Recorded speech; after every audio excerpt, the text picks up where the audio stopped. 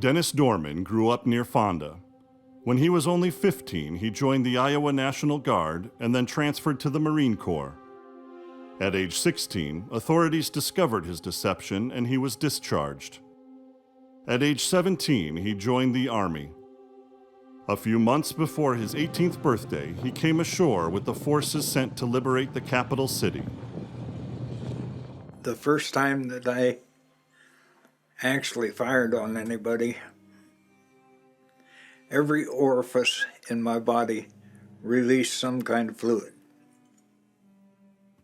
I crapped my pants, I peed my pants, I threw up, tears come out, my nose ran, and I shook like a leaf.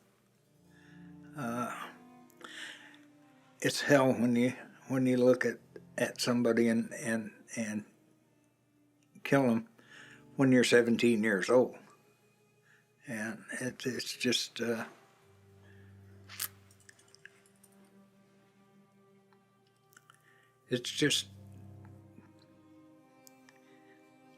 something you never forget.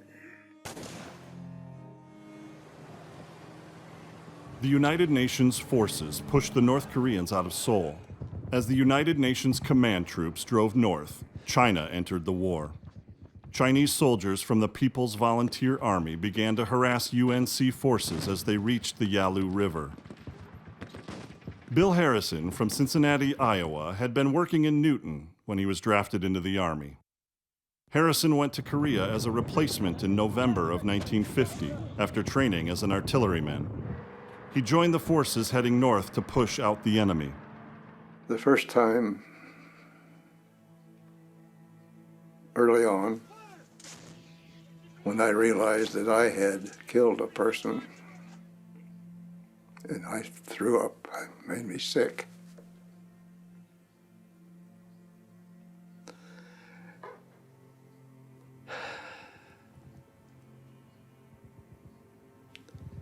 It was that way all the time. And I always had to give the command to fire when they were ready.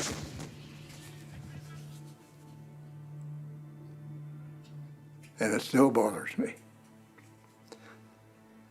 How many thousands?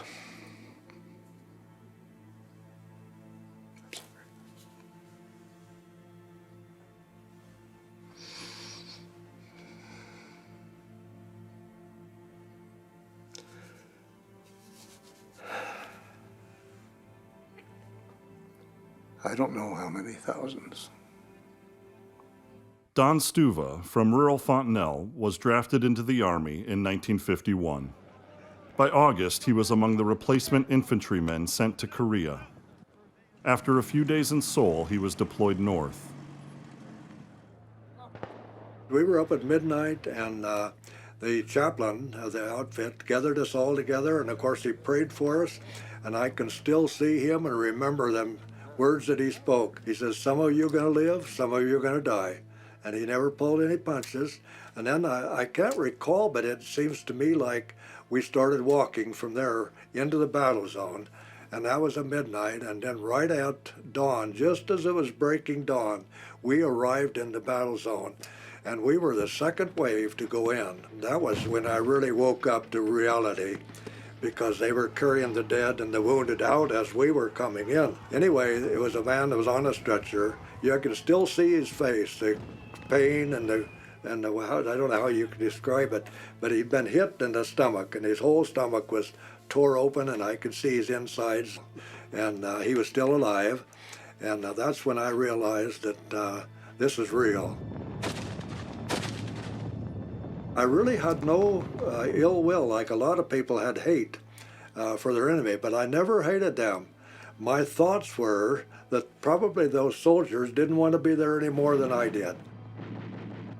I never had any feeling that I was going to die, even though I recognized the fact that that was a possibility. I went in there with my belief in the Lord.